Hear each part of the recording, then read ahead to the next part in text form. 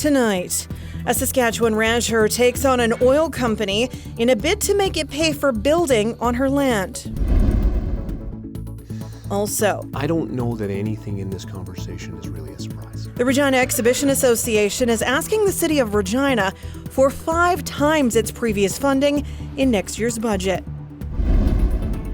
Plus, the Saskatchewan Health Authority announces an action plan to deal with overcrowding at Saskatoon hospitals. This is CBC Saskatchewan News.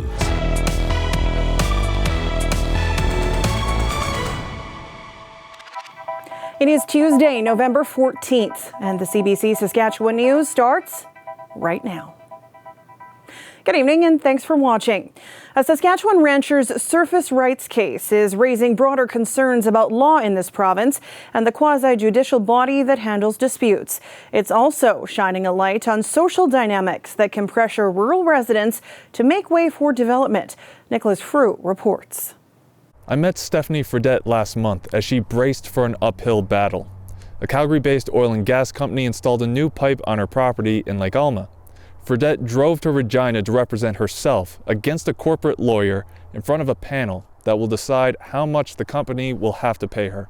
To be asked to come and kind of go toe-to-toe against an oil field or pipeline lawyer is really, really intimidating. You have to familiarize yourself with the act, and you have to familiarize yourself with the legalese of what you're being presented. Many private landowners in Saskatchewan don't own the rights to minerals under their property.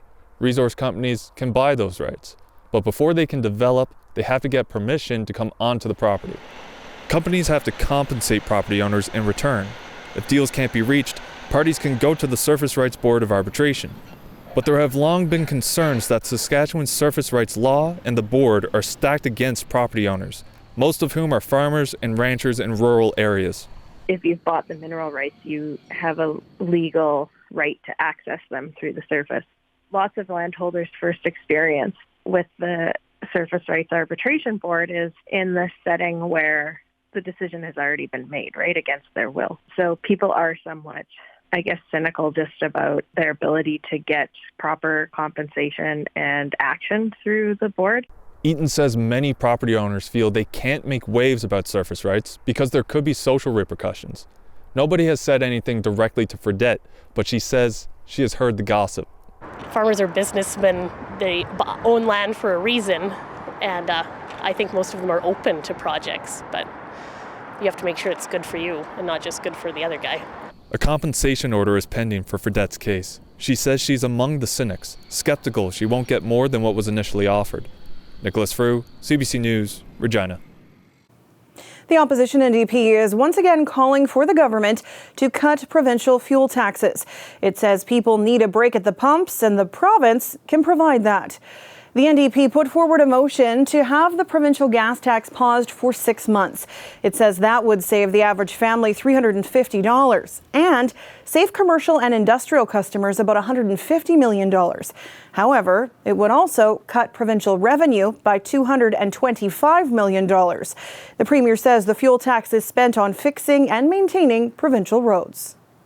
I would say what has changed in the last number of years is substantially larger amounts of investment in that highway system, much larger than about the $500 million that we collect year in, year out on the gas tax. On a $150 gas bill that a family might have in their vehicle or over the course of a week, about $15 of that is provincial tax. Mo says he would like the NDP to support legislation that would see the government not collect or remit the carbon tax on natural gas for home heating. He says a bill would be introduced to transfer any legal responsibility of not following the federal law from Sask Energy and its leadership to the provincial government. Turning now to the city of Regina. On Wednesday, a city committee will be asked to address the dire financial situation of one of its municipal corporations. As Alexander Kwan reports, it involves a big financial ask. Regina Exhibition Association Limited, or REAL, is in trouble. The organization operates the Brand Centre and Mosaic Stadium. It also hosts the Queen City X, the Frost Festival, and Canadian Western Exhibition. But it's been in dire financial trouble for years, and it's getting worse. For example, last year, Real hosted the Grey Cup, a big event that draws a lot of people. An independent financial review found that by 2028, Real would need to host the equivalent of 4 to 7 Grey Cups per year just to break even financially. That's why a report going to the city's executive committee is requesting a significant boost for Real. Previously, the city has provided $1 million per year into the corporation. For 2024, it's asking for $5.8 million. The organization's CEO says it's necessary. I wouldn't say that this should ever be an easy discussion. I think it's a reality that is a conversation we've needed to have for a number of years, and I think it's coming to a head. It's a 1-2 punch to City Council. Last week, Council directed the City of Regina to assume control of Tourism Regina from the Exhibition Association after a failed rebrand and a noted need for more direct focus. Now, it's being asked to fund more money into an organization that's doing less. We've said this is what we think we need. We recognize that there are lots of priorities in the city, and we're only a small piece of those priorities, but we also think we're an important piece. During previous meetings, some city councilors have been skeptical of Real, raising issues with recent requests for debt restructuring and concerns about if the corporation can actually be financially sustainable. Reed says the organization is doing its best, but needs help. I think sometimes we hope that the profit sectors at Real will allow us just simply not to pay for things that we would pay for in other places. I would love to see that come back. I don't know that it ever will. Foundationally, we need to probably embrace the fact that the business of Real has changed. What happens with the recommendation won't be decided on Wednesday. The report recommends that a decision be deferred until December when the city begins budget discussions. Alexander Kwan, CBC News, Regina. A retired nurse says she was shocked to see the recent overcrowding in a Saskatoon hospital. Officials agree there is a problem and have now released a plan to address it. Jason Warwick reports. It just looked ridiculous in there, ridiculously busy. Tammy Fair was in Royal University Hospital recently to visit her 92-year-old mother who had had a heart attack. She says her mother received excellent care and is back home, but Fair says the space was packed with stretchers and people waiting to be seen. Every hallway I turned around, there were stretchers with people, paramedics looking after their people on stretchers, and you'd go past some, they looked like they would ordinarily be storage rooms, and they had recliners with people in them. There were people all over, and the waiting room, there were people standing. Every chair was taken, and every corner I turned, I thought, holy smokes, what is going on? Fair wants to see a solution now, and Saskatchewan Health Authority officials say they're working on it. According to the SHA, there is a surge of patients every fall, but this year has seen extraordinary volumes. Tuesday morning, a plan was announced to address overcrowding. Regardless of this positive progress we've made, it is clearly understood that more work is necessary. Therefore, the SHA is implementing a number of actions to address the current capacity pressures. The Saskatchewan Health Authority plans to increase emergency room staffing, add 43 beds at Royal University Hospital, increase the number of long-term care beds, and coordinate better with regional hospitals. The Saskatoon Capacity Action Plan outlines several measures to provide immediate support for the hardworking health professionals delivering tremendous patient care under very difficult circumstances. Some of the longer term solutions that the SHA talked about today, and this is what we discussed with them from government, was again, down the road, how do we create that space in the healthcare sector? So does that mean, greater, and I think this was touched on today, a greater utilization of home care, so expansion in home care, utilizing more and creating more convalescent spaces for people, and for those that, as have been identified, alternative level of care, ALC patients. That's some of the 60 to, I would say, up to 90-day solutions, and then there's some longer-term ones as well. SHA officials say they also want to improve communication with staff to hear their ideas, and they say that if everyone works together, they're confident it will result in better care for all Saskatchewan patients. Jason Warwick, CBC News, Saskatoon. Saskatoon police are investigating after a vehicle drove right into a downtown church this weekend. St. Paul's Co-Cathedral now sports a square section of plywood where the vehicle smashed its way inside. Police were called to the church on Spadina around 6:30 on Sunday morning. They found the vehicle partially inside the church, but there was no driver in sight. Nobody was inside the building at the time of the crash. The Saskatchewan Roughriders have cut ties with defensive back Nick Marshall after he was arrested on a gun possession charge. In a statement, the club said they found out about the situation on Sunday night through media reports. He was released on Monday. Marshall was arrested on Thursday in Columbus, Georgia. The woman in the vehicle with him was also arrested, according to WRBL, a TV station in Columbus, which reported it over the weekend. The previous West Division All-Star has been with the Riders for the last 5 seasons. Having signed a 1-year contract extension in 2022, Marshall was due to become a free agent in February. Lots of freezing and thawing ice and disappearing snow. You'd think it was spring and not November in Regina, and we're not even the warmest place in the province. Looks like we've got a pretty lovely week ahead of us weather-wise. Ethan will have your forecast after the break. Stay with us.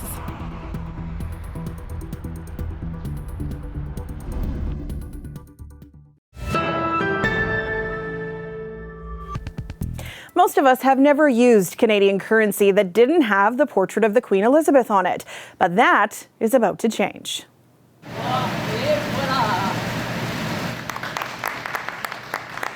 The Mint is introducing the first Canadian coins featuring the face of King Charles. They were unveiled in Winnipeg today, which also happens to be the King's 75th birthday. The portrait is the work of Canadian artist Stephen Rosati. A small number of the coins will start circulating right away, with more coming next year. And of course, older coins with the Queen's likeness are still good. The weather update is brought to you by Capital Ford Lincoln. 2023 model clear-out is on now.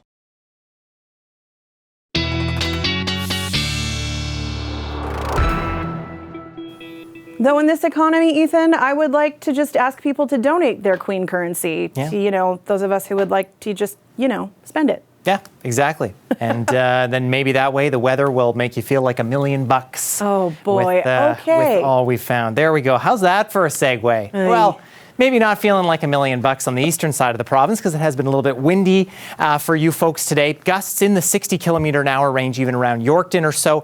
Those are beginning to move off into Manitoba now, and all the rest of us kind of sitting in the 20 to 30 or 20 to 40 range through much of the province now. But temperatures still very above seasonal for this time of year, including in northern Saskatchewan. Now we should be kind of in between -5, -10, and in south and central Saskatchewan, a lot of us still above the freezing mark right now. And you kind of see the division between warmer temperatures off to the south and west. We got near 10 degrees in parts of the province today in the southwestern and west central areas. And then some darker colors here. We're closer to around the freezing mark, and that's because it basically lines up with where the snow line is right now on the visible satellite. You can kind of see I've drawn the outline here, and if you ignore the clouds off to the south and east there, that kind of paler white color, including places like Regina and Yorkton and Hudson Bay, even up toward Prince Albert, that's where we saw all that heavy snow, especially last week. But places like Saskatoon and Swift Current and Kindersley Rosetown, in some places not a skiff of snow in sight, and that extends well into Alberta as well. But a couple of rounds of snow possible over these next couple of days. Far northern Saskatchewan, likely going to see only about a centimeter or 2 of snow moving through tomorrow afternoon. Bit of increasing cloudiness tomorrow through south and central, and that's in advance of this kind of messy system that's going to make its way into the south. Trans-Canada corridor, including Regina, I think we're looking at mostly snow here. South of Highway 13, this could fall as a bit of rain, and I think freezing rain will definitely be a concern as we go tomorrow night into Thursday, early Thursday morning, before high pressure quickly clears this out as it turns all over to snow. And then as high pressure moves out early Friday, a little bit of some cloud cover and some snow for the north again. This model tends to overshoot a little bit, and I think it's also taking into account a little bit of rain mixed in here. For Assiniboia, I think we're probably topping out closer to around 10 centimeters. For the Trans-Canada corridor, probably about 2 to 4 centimeters, and again, south of there, mostly rain. Now the winds will will not pick up too much with this. A little bit gusty in the north tomorrow, and then as that system slides by us on Thursday, looking for gusts to pick up a little bit in eastern sections. So for Regina, I've put 2 to 4 centimeters here for now. Of course, you can't see that on the snow on the screen there. It's happening Wednesday overnight into Thursday, but things do clear out quickly. We're a little chilly on the other side of that system, but temperatures quickly rebounding, and we will see lots of that sunshine as well. For Saskatoon, we will likely be unscathed from this heading through tomorrow, and again, probably still above freezing on Thursday before temperatures get close to 10 degrees again on Friday. So no snow on the satellite for Saskatoon right now, Sam, and I don't think there will be over the next week here. Lucky ducks. All right, thanks, Ethan. You bet. My grandfather was a Norwegian spy during World War II, and while that sounds pretty cool today, it had ripple effects on my family for decades after the war ended. Coming up after the break, Andrew Anderson never told his family the whole story of what happened while he was a spy in the Norwegian resistance during World War II. 77 years after the end of the war, Gary and his son Eric Anderson headed to Norway to learn everything they could about their family history. Stay with us for that.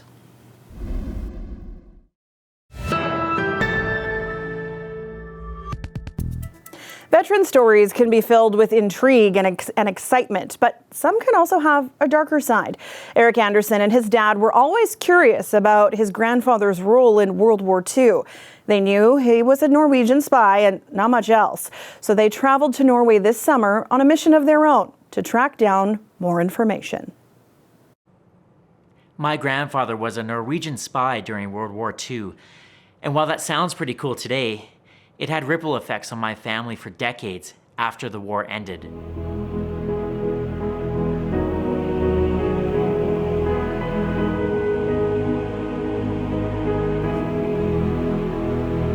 Grandpa Andrew rarely talked about it. My dad, Gary, is one of the few people who heard his stories, but they were always missing bits of information and shifted over time. This always bothered him. So, we decided to take a trip to Norway to get some answers.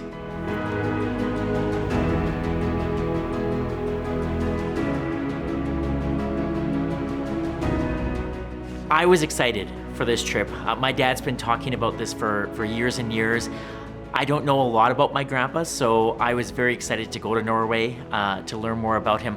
But I think I was even more excited to learn about my dad and the impacts that what his dad went through had on his life. So I was very eager and very excited to go on this trip with him.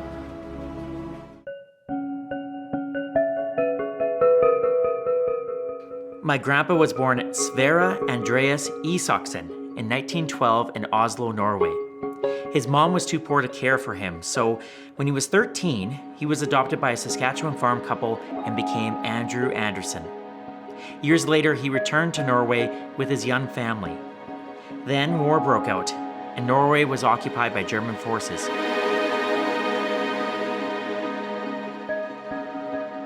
Before our trip, we knew Grandpa gathered intelligence on German forces as a member of the Norwegian resistance movement. Grandpa had told my dad that he went on a reconnaissance trip to a city in Norway's far north called Narvik to take photos of German U-boat installations.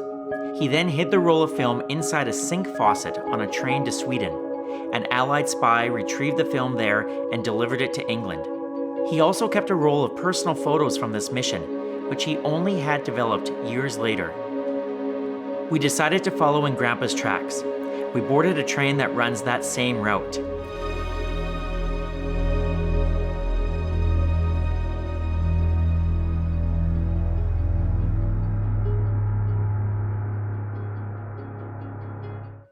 Taking the train from Narvik to Sweden was a really special moment and kind of put things into perspective a little bit. I'm a few years older than what my grandpa was when he was on that very same train line, and I was certainly not doing things like that when I was in my 30s. And so to be in that spot, you know, in this really remote part of the world, learning about what Grandpa did and to be on that train line was overwhelming in ways, and just really proud of what my grandpa did during the war.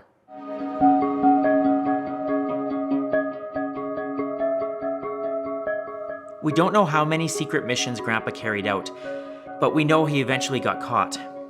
We found his arrest record at Norway's Resistance Museum in Oslo. It shows the Gestapo arrested Grandpa in September 1944. He was a prisoner at the Gestapo headquarters in Oslo for more than 3 months. He was interrogated and beaten. Then he was moved to a nearby prison camp. It wasn't a concentration camp, but the conditions were inhumane. Greenie Prison Camp is now a museum that paints a grim picture of what life was like there. During our visit, we were told that prisoners lived in constant fear of being deported to concentration camps in Germany. That hit me hard.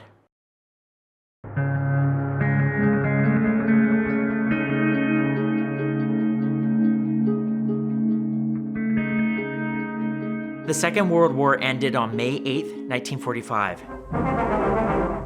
Yesterday morning at 2:41 a.m., Grandpa walked out of Greenie 3 days later. But it's clear to me now that Grandpa never fully escaped his experience there.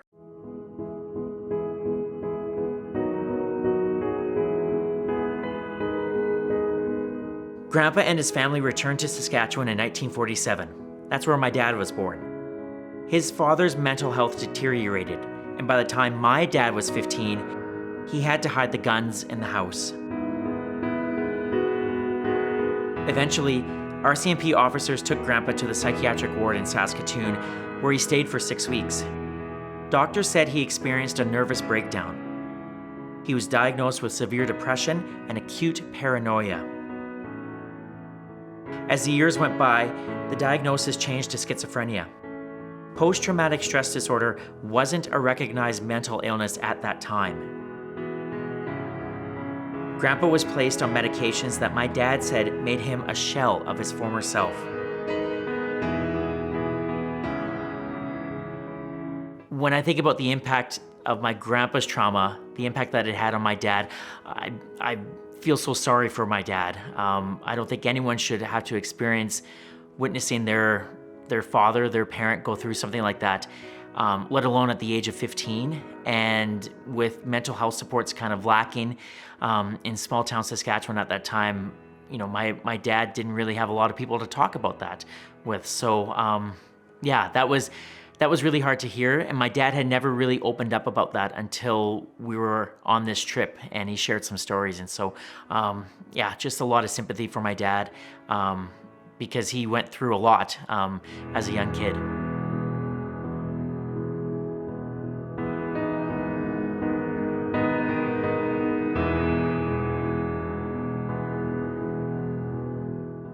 I was 5 years old when my grandpa passed away in 1987.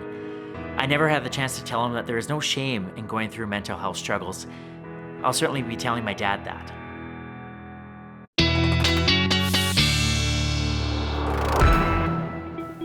And Ethan's back with one last look at your weather. And after a sunny day in Regina, we are looking at those clear skies sticking around for us overnight tonight. Temperature of around -3 at midnight. Clear skies again for tomorrow morning as well, around -4. A little bit of a southwest wind.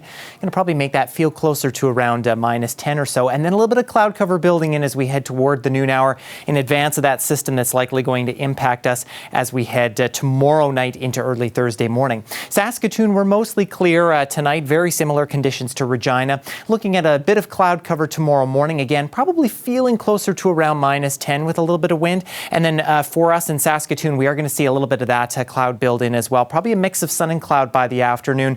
Temperature of around 1 degree, but thankfully Saskatoon will relatively be unscathed from that system moving in, Sam. All right. Thanks, Ethan. You're welcome. And that is it for us tonight. For news anytime, you can always head to cbc.ca/sask. You can subscribe to the CBC Saskatchewan YouTube channel or download the CBC News app on your phone. Thanks so much for watching. Have a great night.